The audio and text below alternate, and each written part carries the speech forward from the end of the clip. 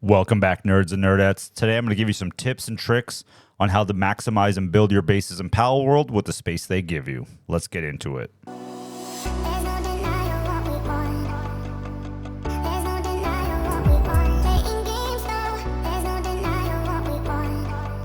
Most of us start with our starter base in an area like this. We try to get creative, but we run out of room.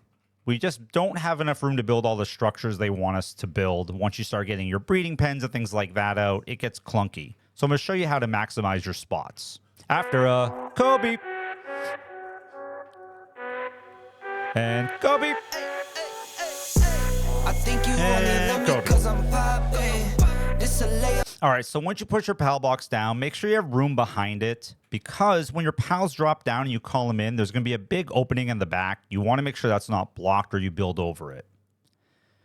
When you have your PAL box down, if you want to see how much area your base covers or where it stands, if you have a flying mouse specifically, get on it, fly up in the air and look at your blue circle. Everything inside that circle is what they will farm or where your base will be built. So this is kind of a guideline if you want it to be in a specific area or if it's overhanging a roof. When you are building your ground platforms, make sure there is no PALs above you, because it will not let you put it on even if they're in the air. So you'll see as soon as it goes under them, it goes away. When you are building, make sure you are right-clicking if you're putting multiple of the same item. This way you don't have to worry about going back into your menu every time you're putting up the same item multiple times. Do not step outside of your base, because once you do, your inventory will go away. I'll say insufficient materials. Make sure you stay in the base and then continue to build. Anytime you build an area where your PALs are going to be staying, I always build it 2 tiles high. This way they don't get stuck. Your Yormantides and other bigger PALs will get stuck if it's too low or not go in at all. Make sure you have stairs as well so they can get up the ramp so they don't get stuck on the outside. When building roofs, make sure you put your triangle piece up so you can connect multiple roof lines much easier. So you want to put these if you're especially doing a larger area. So you do these every tile. And when you go back through, you can collect your roof pieces very simple. It's just a slight hang over it and you're good. Corner walls. If you go on the outside of the wall, you can walk right on the edge. And you can put both sides on before you hop off. Now that I finished my base, outside of decorations and really tidying up the spot, a few things I like to do is I like to have 2 spaces high and make it wide so your Yormantides and your bigger Wampas can get in and out of these spaces without getting trapped.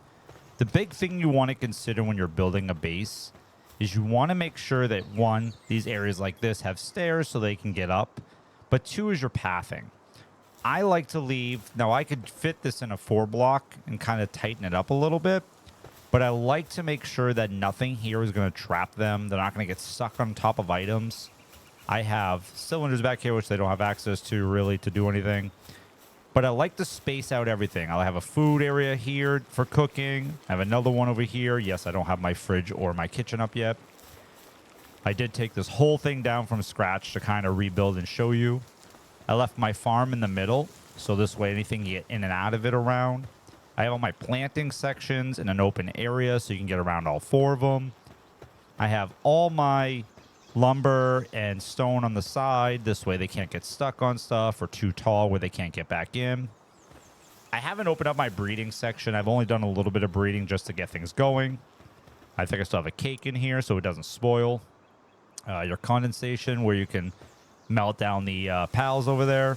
And then you have your food section here, and I think everybody understands the food. These, 51 nutrition, and then 6 sanity to keep them working so they're not going to lose their minds. You also don't want to keep giving them berries, but these things have a little bit of extra nutrition. There's tons of them with your flour. The other big one you should use, and I use in my other base as well, is 84 nutrition, 11 sanity with salads. Those are really easy to make because you have the farms already here for them. But you'll see I like to leave it nice and simple, nice and open. Everything has access to get in and out. I have all the little boosters around each area. You can do 1 power source to run all your power stations. I tend to have 1 at each site, so this way, you know, if they start to drain, you have other backups. Like that's 33%, that one's 99, and then this one's whatever it is.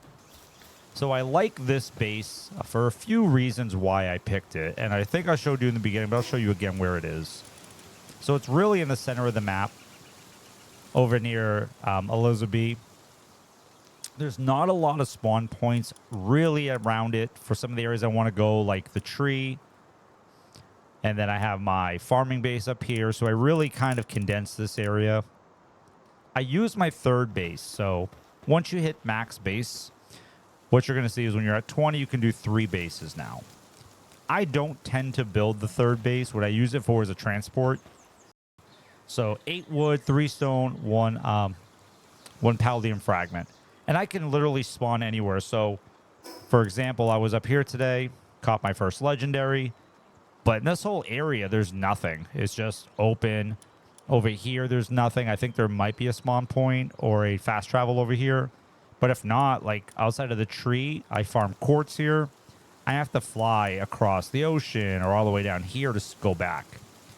I just drop my PAL box, make one real quick, and then I teleport back. When you go into your map, when you hover over, you can just hit V to disassemble or whatever it is on your console setup there. But then it just breaks it down, and then you don't have to worry about it. You have it back. You can build the third base again. So one thing I do like, so I have a sulfur node here. I have a chest that spawns in my base, and then I have another sulfur node here. I have 5 eggs. So I have the lift monk that spawns here. There's an egg over there. There's an egg over there. A bunch of ores, but I already have a farming base. There's a dungeon here. There's an egg, I believe, up here. Oh, there's one just spawned. There's one up there. There's another one that spawns on either this cliff or this cliff. And there's another one that spawns over there. So there's 5 eggs in this area. There's a dungeon. There's a constant spawning chest as long as you don't cover it up. And you can do a lot of just quick accessing of items here. These things constantly flip up. There's I believe that was a journal, and there's another lift monk in there. So a few different things around, but the one things you catch once. So once again, I like this area. I have easy pathing to all my areas around. Nothing gets stuck on anything. All back here, all my things can get in and out for my pals. All my items are accessible. So it's a really simple area to get to. Now, the only place you do get raided from is they do come over this hill line right here. So, I mean, if I built a fence around here, I'd be fine, but I don't really need a fence. My pals kill them and I get free arrows. But other than that, that's really the recommendation, how to make an easy, simple base. Now, you can really go extreme on these bases. I plan on doing a little bit more with them and maybe do a third base once I get further into the game.